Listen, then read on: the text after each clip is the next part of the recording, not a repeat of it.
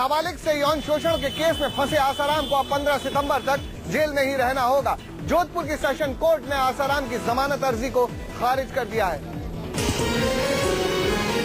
दिन भर चले घटनाक्रम के बाद आखिरकार शाम 5:15 बजे आसाराम की जमानत अर्जी पर कोर्ट का फैसला आया। जोधपुर के सेशन कोर्ट ने आसाराम की जमानत याचिका को खारिज कर दिया। माननीय न्यायालय में जो जमानत याचिका दायर की गई थी उस पे 2 दिन बहस के बाद जो हमने पॉइंट रेज किए थे उस संबंध में माननीय न्यायालय ने उन सभी मतों को स्वीकार करते हुए आसाराम बाबू की जमानत याचिका खारिज कर दी गई है। कोर्ट ने सरकारी वकील की सभी दलीलों को मानते हुए आसाराम को राहत देने से इनकार कर दिया। ऐसे कृत्य करने वाले को इससे ज्यादा बड़ा कोई झटका हिंदुस्तान में कोई न्यायपालिका नहीं दे सकती। मतलब ये बात तो साबित हो चुकी है कि न्याय बिल्कुल जो होता है सबको एक इक्वल स्टेज पे मानता है। आसाराम के वकील का कहना है कि वो कोर्ट का फैसला पढ़ने के बाद आगे की कार्रवाई करेंगे। सेशन कोर्ट से जमानत याचिका खारिज होने के बाद अब आसाराम के वकील हाई कोर्ट में अपील करने की तैयारी कर रहे हैं। अब देखना ये होगा कि हाई कोर्ट से आसाराम को कितनी राहत मिलती है। आसाराम के सारे अचूक मंत्र एक एक करके फेल होते जा रहे हैं। कोर्ट ने आज आसाराम की जमानत अर्जी को खारिज करने के साथ ही उनके सबसे बड़े राजदार शिवा को 3 दिनों की पुलिस रिमांड पर भेज दिया। आसाराम के सेवादार शिवा से राज उगलवाने में जुटी है जोधपुर पुलिस। पुलिस ने कोर्ट से आसाराम के सेवादार शिवा के बयान पर हवाला देते हुए 5 दिन की रिमांड मांगी थी। पुलिस ने अपनी दलील में कहा था कि शिवा को लेकर जाना है, जहां से कुछ सीडी बरामद करनी है। माना जा रहा है कि सीडी में आसाराम से जुड़े अहम राज हो सकते हैं। सूत्रों के हवाले से मिली खबर के मुताबिक पूछताछ में आसाराम के सेवादार शिवा ने कई अहम खुलासे किए हैं। शिवा ने पुलिस को बताया कि आसाराम कई महिलाओं से एकांत में मिलते थे। शिवा के बयान से आसाराम की मुश्किलें और बढ़ गई हैं। पुलिस को उम्मीद है कि शिवा के जरिए आसाराम के कई राज बेपर्दा हो सकते हैं। नाबालिग लड़की से यौन शोषण के केस में बुरे फंसे आसाराम के समर्थक पुलिस को खरीदने की कोशिश कर रहे हैं। आसाराम के समर्थकों ने राजस्थान पुलिस को केस कमजोर करने की धमकी भी दी है। मैम, आपको आपके अधिकारियों को धमकी मिल रही है, इसमें कितनी सच्चाई है? बिल्कुल सच्चाई है। कल हमारे डीसीपी को धमकी मिली, इससे पहले भी हमें इंटरेक्ट करने की कोशिश की गई। मैम, आपको ब्राइब की भी बात की जा रही है कि आप लोगों को ब्राइब की भी कोशिश की गई थी। इसमें कब दी गई थी, कब कोशिश की गई ब्राइब की? During the investigation. मैम, क्या ये इंदौर में जब आप लोग गए थे अरेस्ट करने के उस दौरान?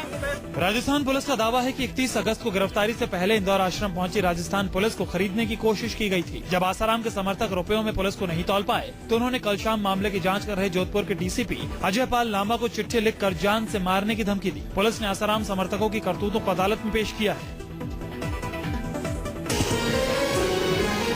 पहले लड़की के पिता, फिर राजस्थान सरकार और अब जोधपुर पुलिस को धमकी देने वाले आसाराम के समर्थक अपने बापू को कानूनी शिकंजे से बचाना चाहते हैं, लेकिन धमकियों से आसाराम की मुश्किलें और बढ़ती जा रही हैं। नाबालिग लड़की से यौन शोषण के मामले में जेल में बंद आसाराम बाबू ने अपनी गिरफ्तारी से 1 दिन पहले यानी 31 अगस्त को दी थी राजस्थान सरकार को धमकी। राजस्थान सरकार को धमकाते हुए आसाराम ने इंदौर के अपने आश्रम में कहा था कि जोधपुर सरकार को मैं प्रार्थना करता हूँ, राजस्थान सरकार को, कि कुछ भी करो लेकिन सामने चुनाव आ रहे हैं, ध्यान रखना। राजस्थान सरकार को मैं सलाह देता हूँ कि आपको चाहे कितना सुपर ऑर्डर हो, आप उनका ऑर्डर मानो, लेकिन लॉ और ऑर्डर की भी रक्षा हो और आपके कुर्सी की भी रक्षा हो, ध्यान रखना। गिरफ्तारी से बचने के लिए आसाराम और उनके समर्थकों ने साम दाम दंड भेद समेत हर हथकंडों का इस्तेमाल किया, लेकिन कानून के आगे उनकी दाल नहीं गल पाई। कोल घोटाले की गुम फाइलों पर आज संसद में बीजेपी समेत तमाम विपक्षी दलों ने जमकर हंगामा किया। लोकसभा में नेता प्रतिपक्ष सुषमा स्वराज ने सरकार से पूछा कि गुम फाइलों पर एफआईआर दर्ज कब होगी। सुषमा स्वराज ने कहा कि यह मामला गुम फाइलों का नहीं बल्कि फाइलों की चोरी का है। इस मामले में मनमोहन सिंह को जांच के लिए खुद को पेश करना चाहिए। अगर प्रधानमंत्री अपने आप को इसमें पाक और साफ देखना चाहते हैं तो स्वयं उन्हें वॉलंटियर करना चाहिए कि इसमें सत्य सामने आए। इसके लिए मैं स्वयं को आगे कर रहा हूँ। आप आइए और जांच करिए और मुझे एग्जामिन करके ताकि सत्य देश के सामने आए। सुषमा स्वराज ने कहा कि गायब हुई फाइलें ज्यादातर कांग्रेसियों की है। इस मसले पर पीएम का अगर मगर का जवाब मंजूर नहीं होगा। ऐसे मुद्दे पर समाजवादी पार्टी और जेडीयू ने भी पीएम पर निशाना साधा कि भारत सरकार तत्काल बताए कि कितनी फाइल मिसिंग। फिर दूसरा कि कितनी फाइल सीबीआई को दे दी, और तीसरी बात यानी सरकार जो है वो पारदर्शिता से चले। गलती हो गई तो माने, नहीं गलती हो गई तो माने। कोल घोटाले की गुम फाइलों पर बीजेपी ने सरकार समेत प्रधानमंत्री को भी कटघरे में खड़ा कर दिया। आज बीजेपी ने सरकार से पूछा कि एफआईआर दर्ज करने में देरी क्यों हो रही है, क्या सरकार फाइलें ढूंढना ही नहीं चाहती है। सजायाफ्ता सांसदों और विधायकों के मामले में सुप्रीम कोर्ट के फैसले के खिलाफ केंद्र सरकार की पुनर्विचार याचिका को आज सुप्रीम कोर्ट ने खारिज कर दी है। वहीं जेल में रहते हुए चुनाव नहीं लड़ने के मामले में सरकार की पुनर्विचार याचिका को सुप्रीम कोर्ट ने सुनवाई के लिए स्वीकार कर ली है। सुप्रीम कोर्ट ने पुनर्विचार याचिका खारिज करते हुए टिप्पणी की है कि उसने फैसला काफी सोच समझ कर दिया है, लिहाजा उस पर पुनर्विचार की जरूरत नहीं है। गौरतलब है कि सुप्रीम कोर्ट ने अपने फैसले में कहा था कि किसी नेता को जिस तारीख को सजा सुनाई जाएगी उसी दिन से उस सांसद या विधायक की सदस्यता निरस्त मानी जाएगी। हालांकि सुप्रीम कोर्ट ने जेल से चुनाव न लड़ सकने के अपने फैसले के खिलाफ दायर पुनर्विचार याचिका स्वीकार कर ली है। कोर्ट के इस फैसले से दागी नेताओं की मुसीबत बढ़ गई है। कांग्रेस, बीजेपी वगैरह सब यही चाहती हैं कि हर तरह के अपराधी, बदमाश, गुंडे, उचक्के पार्लियामेंट में बैठे रहें। तो बहुत अच्छा किया कि सुप्रीम कोर्ट ने कम से कम रिव्यू खारिज कर दिया। सरकार ने रिव्यू डाला था, वो कैंसिल हो गया, पार्लियामेंट देखेगी। और जब सरकार कमजोर होती तो फिर सब तरह के इंस्टीट्यूशन अपना अपना तरीके चलाते हैं। हम अदालत के फैसलों का सम्मान करते हैं, लेकिन साथ साथ हम ये भी कहेंगे कि सरकार अगर चाहे तो कानून के अंदर अमेंडमेंट ला सकती है। सुप्रीम कोर्ट के फैसले को निष्प्रभावी करने के लिए रिप्रेजेंटेशन ऑफ पीपुल्स एक्ट में बदलाव की प्रक्रिया पहले ही शुरू की जा चुकी है। कैबिनेट की मंजूरी मिल चुकी है और उम्मीद यही की जा रही है कि संसद की मुहर भी लग जाएगी। जाहिर है सुप्रीम कोर्ट के इस फैसले की चिंता न तो सरकार को होगी और न ही राजनीतिक दलों को। सरकार ने करीब 9 साल से लटके पेंशन बिल को आज लोकसभा में पेश किया। बीजेपी का समर्थन मिलने के बाद इस बिल को पास करवाने में सरकार को बड़ी मशक्कत नहीं करनी पड़ी। भारी शोर शराबे के बीच वित्त मंत्री पी चिदम्बरम ने आज सुबह पेंशन बिल को सदन के पटल पर रखा। शाम को चर्चा के दौरान चिदम्बरम ने विपक्ष के तमाम सवालों का जवाब दिया। बीजेपी का समर्थन मिलने के बाद लोकसभा से बिल आसानी से पास हो गया। बीजेपी ने पेंशन बिल में 2 संशोधन सुझाए थे जिन्हें सरकार ने मान लिया है। पहला बदलाव था कि बिल में ही एक बात का जिक्र होना चाहिए कि एफडीआई की सीमा 26% रहेगी। दूसरा, बिल में ये इंतजाम होना चाहिए कि जो लोग एश्योर्ड रिटर्न चाहते हैं उन्हें भी इजाजत मिले। बीजेपी पेंशन बिल पर इसलिए भी तैयार हो गई कि 2004 में एनडीए के कार्यकाल में ही इस बिल को तैयार किया गया था। कहा जाता है कि तब से यूपीए सरकार इस बिल को लटकाए हुए थी। संसद में आंध्र प्रदेश के बंटवारे के विरोध का सिलसिला थमने का नाम नहीं ले रहा। आज संसद के इसी गेट पर टीडीपी के सांसदों ने अनोखे तरीके से विरोध प्रदर्शन किया। 5 కోట్ల మంది జనం రోడ్డు మీదకి వచ్చినారు। संसद के गेट पर मंजीरा और झाल लेकर सियासी कीर्तन और गाने गाते ये हैं आंध्र प्रदेश के टीडीपी सांसद। आंध्र प्रदेश के बंटवारे के विरोध में संसद से निलंबित होने के बाद इन्होंने विरोध के लिए ये तरीका अख्तियार किया है। గమనించి మనసు మార్చుకో తల్లి, మనసు మార్చుకో తల్లి, మనసు మార్చుకో తల్లి।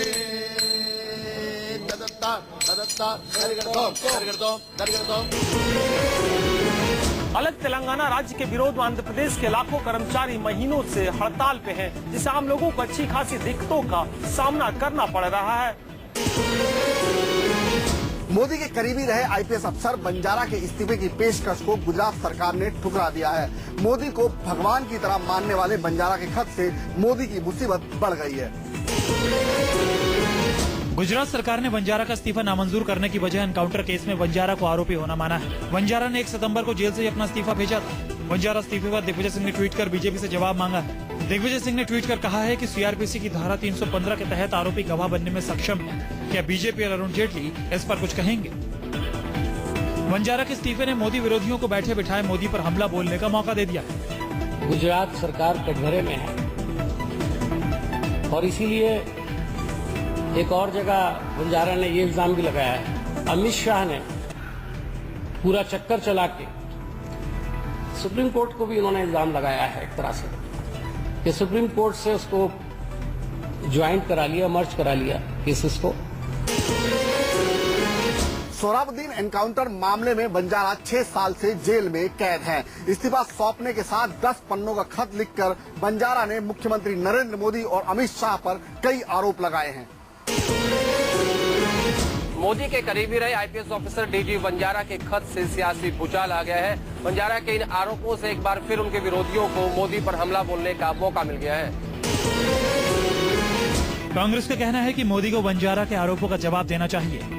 जो सरकार में है उस सरकार की जगह जेल में होनी चाहिए, जिससे साफ हो गया कि बंजारा, अमित शाह ये सब एक प्यादे थे और असली जो वजीर थे वो नरेंद्र मोदी हैं।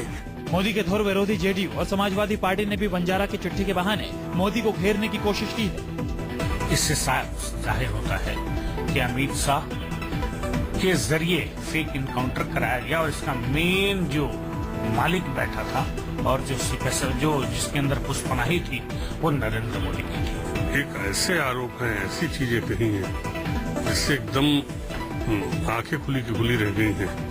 और मैं तो चाहूंगा कि इन सब पहलुओं को देखकर गुजरात सरकार को भी कोई कार्रवाई करनी चाहिए। मोदी विरोधी एकजुट होकर उन पर हमले कर रहे हैं तो बीजेपी भी उनके सवालों का करारा जवाब दे रही है। ये लोग जो अपने काम के दायरे में काम कर रहे थे या हटके कर रहे थे या दायरे में कर रहे थे या एसआईटी के तहत हुआ, जो भी उसका प्रकरण रहा, अगर गलती है और झूठे एनकाउंटर थे तो फटाफट ट्रायल करके आपने आज तक इनको सजा क्यों नहीं दी? और अगर सच्चा है और ये एनकाउंटर सही थे तो उस व्यक्ति को जेल में क्यों रखा हुआ है? बीजेपी बंजारा के हमले को विरोधियों की साजिश करार दे रही है और साथ ही बंजारा के सभी आरोपों को हताशा से भरा हुआ करार दिया है। उत्तर प्रदेश में हाईकोर्ट बेंच की मांग को लेकर आज वकीलों ने जमकर हंगामा किया। वकीलों ने मेरठ कलेक्ट्रेट में भी तोड़फोड़ की। पुलिस उलझते और हल्ला हंगामा करती है कोई शरारती लोग नहीं है, ये उत्तर प्रदेश के वकील। पश्चिम उत्तर प्रदेश में हाईकोर्ट बेंच की मांग को लेकर मेरठ के वकीलों ने हड़ताल के साथ साथ बाकायदा कलेक्ट्रेट में तालाबंदी का आह्वान किया था। कलेक्ट्रेट बंद कराने पहुंचे वकील उस समय उग्र हो गए जब अधिकारियों ने ऑफिस बंद करने से मना कर दिया। गुस्साए वकीलों और पुलिस के बीच झड़प भी हुई। वकीलों ने जहां कलेक्ट्रेट के सामानों को बाहर फेंकने की कोशिश की, वहीं पुलिस ने भी वकीलों को दौड़ा दौड़ा कर पीटा।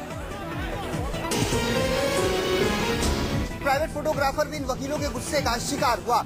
वकीलों के गुस्से को शांत करने के लिए पुलिस को काफी मशक्कत करनी पड़ी। की राजधानी लखनऊ में सैलरी बढ़ाने की मांग को लेकर शिक्षकों ने जमकर काटा बवाल। हंगामा कर रहे शिक्षकों पर पुलिस ने जमकर लाठियां बरसाई। सैलरी में इजाफे की मांग कर रहे शिक्षकों को पुलिस ने दौड़ा दौड़ा कर पीटा। कम सैलरी का विरोध करते हुए लखनऊ की सड़कों पर बड़ी संख्या में प्राइमरी टीचर पहुंचे थे। ये सभी अपनी तनख्वाह बढ़ाने की मांग को लेकर प्रदर्शन कर रहे थे, लेकिन पुलिस ने प्रदर्शन कर रहे टीचरों पर लाठीचार्ज कर दिया। यहाँ तक कि महिलाओं को भी नहीं बख्शा गया।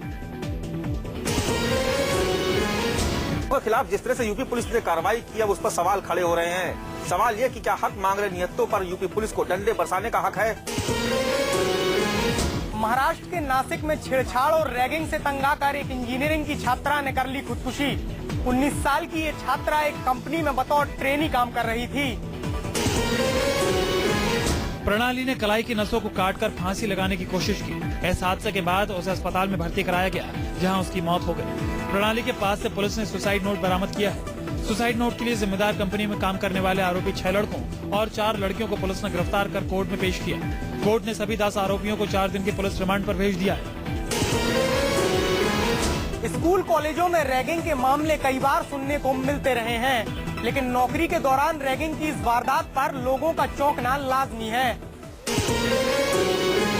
तिरुपति बालाजी मंदिर में भगवान वेंकटेश्वर बालाजी के पांव का अंगूठा टूटने से खलबली मच गई है। मंदिर प्रशासन इसे किसी बड़ी अनहोनी का संकेत मान रहा है।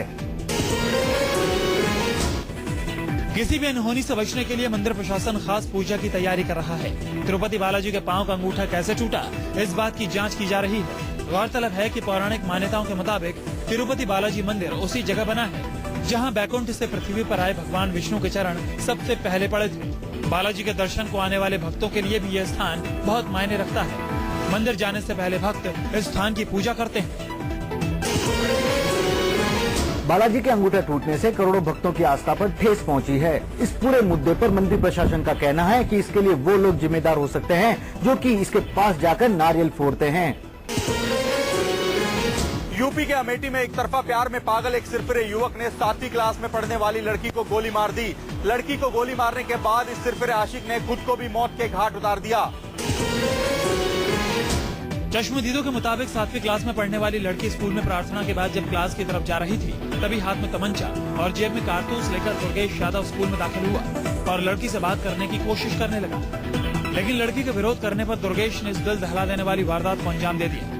गोली लगने के बाद लड़की को अस्पताल में भर्ती किया गया, जहाँ वो मौत से जंग लड़ रही है। प्रार्थना के बाद जब बच्चे क्लास में गए, एक टाट लगा के वो बैठने लगे, तो जब उत्तर दिशा में देखा कमरे के अंदर, तो लड़का वो लड़की से एक पन्नी वो लिए थी पॉलीथीन, वही खींच रहा था। लड़की ने पॉलीथीन नहीं दिया। उसके बाद सब लड़कियां भागी बाहर को, उसके हाथ में कट्टा देखकर। मौके पर पहुंची पुलिस ने लड़के की लाश को अपने कब्जे में ले लिया है। लड़के के पास से पुलिस को 3 असले और दर्जनों कारतूस मिले हैं।